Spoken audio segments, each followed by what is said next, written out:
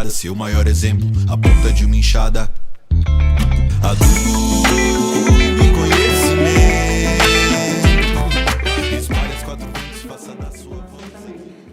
Então a gente organizou no início os 10 núcleos, né? As famílias estão organizadas em 10 núcleos. Nessa organização então tem um homem e uma mulher na coordenação, aí são organizados os setores da produção, da educação, da cultura, formação, saúde, enfim, vários setores, né? No início a gente tinha mais setores. Quando inicia o acampamento, há necessidade de muito mais setores, inclusive um de higiene, de limpeza, de organização. Então, no acampamento, depois vai reduzindo mais pelo trabalho que está sendo realizado. Hoje, no assentamento, mais efetivamente, a gente tem o setor de educação, o setor de saúde, o setor de... Até a pandemia ali a gente tinha bem forte a equipe de cultura, né, o setor de cultura. Hoje está retomando o setor de finanças do assentamento. A ideia é que cada núcleo tenha um representante para contribuir nas tarefas, e essa tarefa dos núcleos e dos setores é de discutir a comunidade, é de fazer com que a comunidade se mova e discuta os problemas, e busque solução e vá atrás de conquistas, mas essa conquista que seja pensada coletivamente e que seja buscada coletivamente. Então a gente sabe, a reforma agrária é difícil? É. Mas o país precisa. E dentro do país, quem precisa é a classe trabalhadora. Por isso que um dos objetivos do MST é o seguinte: o MST tem 3 objetivos. 1, conquistar a terra. Conquistei a terra. Conquistar a reforma agrária, mudar todo o arcabouço legal da propriedade, da terra do país. E o outro, essa mudança não vai haver enquanto esse país for capitalista. Tem que transformar essa sociedade. Tanto que eu tenho, quando eu estudo a economia, a discussão que eu vou fazendo com o nosso pessoal da cooperativa, que a gente tem que fazer uma economia híbrida. Economia híbrida, quando eu pego elementos da economia natural, quando a humanidade, o homem e a mulher, produzia para seu próprio uso. Também eu tenho que pegar elementos da economia mercantil simples, onde eu produzo com excesso, mas no momento que não existe dinheiro. Então eu produzo alguma coisa e troco a Sandra por outra que ela produz. E eu também tenho que, eu estou numa sociedade capitalista, eu preciso do dinheiro, eu tenho que comprar um óculos, eu tenho que comprar roupa, eu tenho que pagar o crédito do telefone, combustível para a caminhonete. Então eu também tenho que produzir mercadoria, tenho que produzir algo para o mercado.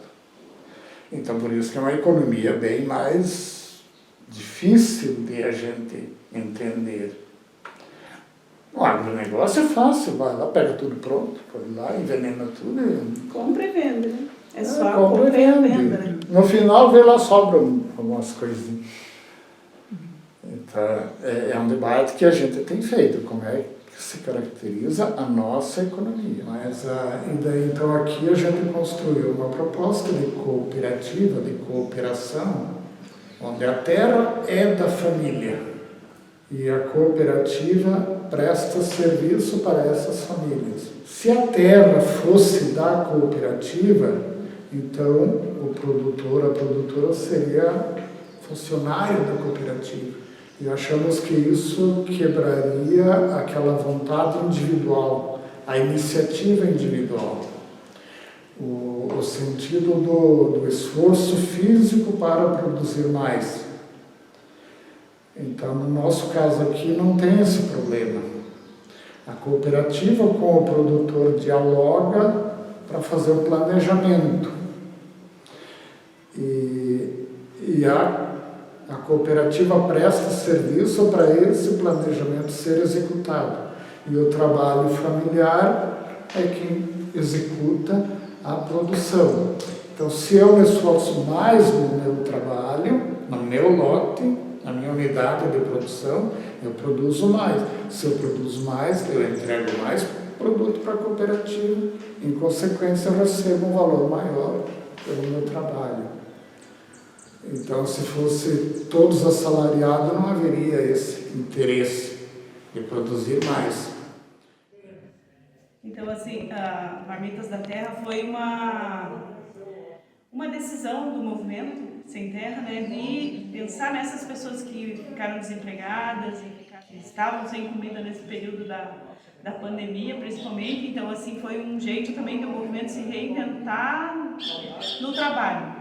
Foi um jeito que o movimento pensou assim, o que a gente faz, né? O que a gente vai fazer para que as pessoas tenham acesso à comida, tenham acesso a, né? E aí, então, se pensou no Marmitas da Terra, nessa ideia de que nós arrecadássemos os assentamentos, né?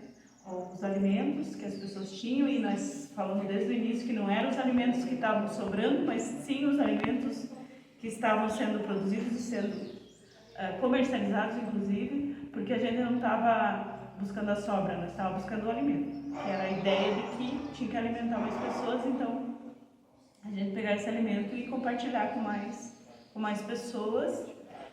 E desse trabalho, então, construir as marmitas, que era para as pessoas que viviam na rua ou que não tinham acesso à alimentação nenhuma, às vezes, no dia a dia.